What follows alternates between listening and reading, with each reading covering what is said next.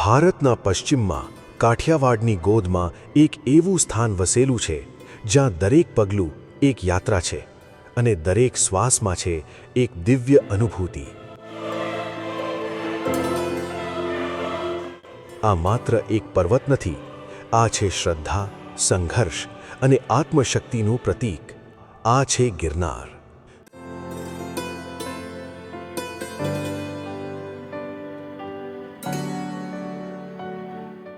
જૂનાગઢ શહેરની નજીક આવેલો ગિરનાર ભારતના સૌથી પ્રાચીન પર્વતોમાંનો એક માનવામાં આવે છે.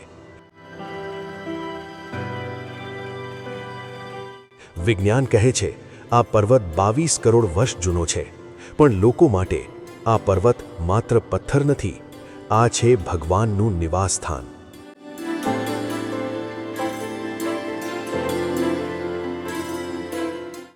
સમુદ્ર સપાટીથી લગભગ 3666 ફૂટ ઊંચો આ પર્વત દર વર્ષે લાખો ભક્તોને પોતાની તરફ ખેંચે છે. ગિરનાર માત્ર હિન્દુઓ માટે જ નહીં, પણ જૈન અને બૌદ્ધ ધર્મ માટે પણ એક પવિત્ર સ્થાન છે. અહીં આવેલું છે પ્રસિદ્ધ દત્તાત્રેય મંદિર, જ્યાં સુધી પહોંચવા માટે ભક્તોને 9999 પગથિયાં ચડવા પડે છે. માન્યતા છે કે અહીં ભગવાન દત્તાત્રેયે તપસ્યા કરી હતી. જૈન ધર્મ માટે અહીં આવેલું છે નેમિનાથ મંદિર, જે 22મા તીર્થંકર ભગવાન નેમિનાથને સમર્પિત છે. એવું કહેવાય છે કે અહીં જ તેમણે મોક્ષ પ્રાપ્ત કર્યો હતો.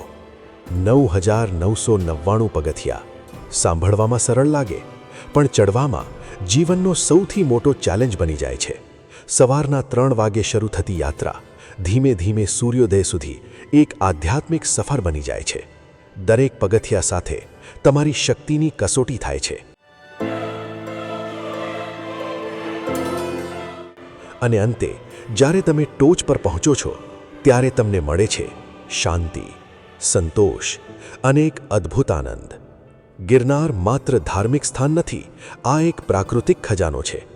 અહીં તમને જોવા મળશે દુર્લભ વનસ્પતિ અને વિવિધ પ્રાણીઓ. આ વિસ્તાર ગિરનાર વન્યજીવ અભયારણ્ય તરીકે ઓળખાય છે. અહીં સિંહ, ચિત્તા અને અનેક પ્રકારના પક્ષીઓ રહે છે.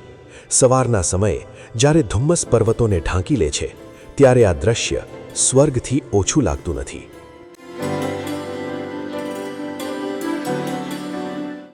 આખા ભારતમાં એશિયાઈ સિંહ ફક્ત અહીંના સાસણગીરના જંગલમાં જ જોવા મળે છે. દર વર્ષે અહીં ઉજવાય છે ભવ્ય ગિરનાર લીલી પરિક્રમા. હજારો લોકો પર્વતની પરિક્રમા કરવા માટે અહીં આવે છે.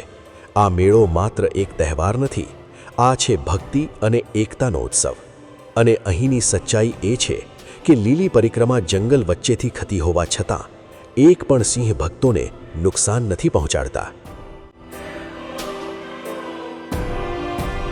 ગિરનાર વિશે અનેક રહસ્યો પણ પ્રચલિત છે. કહેવાય છે કે આ પર્વત પર આજે પણ સંતો અને યોગીઓ તપસ્યા કરે છે. ઘણા લોકોનો દાવો છે કે અહીં તેમને અલૌકિક શક્તિઓનો અનુભવ થયો છે. શું આ સાચું છે કે માત્ર માન્યતા? આ પ્રશ્નનો જવાબ કદાચ ગિરનારની ઊંચાઈમાં ક્યાંક છુપાયેલો છે. ગિરનાર માત્ર ધાર્મિક જ નહીં, પણ ઐતિહાસિક રીતે પણ મહત્વપૂર્ણ છે.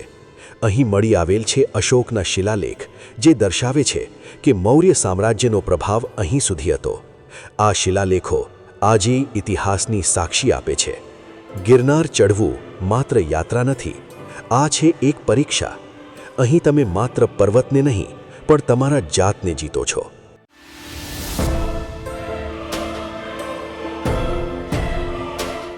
દરેક પગથિયા સાથે તમારી હિંમત વધે છે.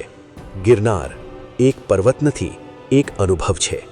અહીં આવતા લોકો કંઈક શોધવા આવે છે અને પાછા જતાં પોતાને શોધી લે છે. તો શું તમે તૈયાર છો આ દિવ્ય યાત્રા માટે? ગિરનાર તમને બોલાવે છે. પ્રશ્ન એટલો જ છે, શું તમે તેનો અવાજ સાંભળશો?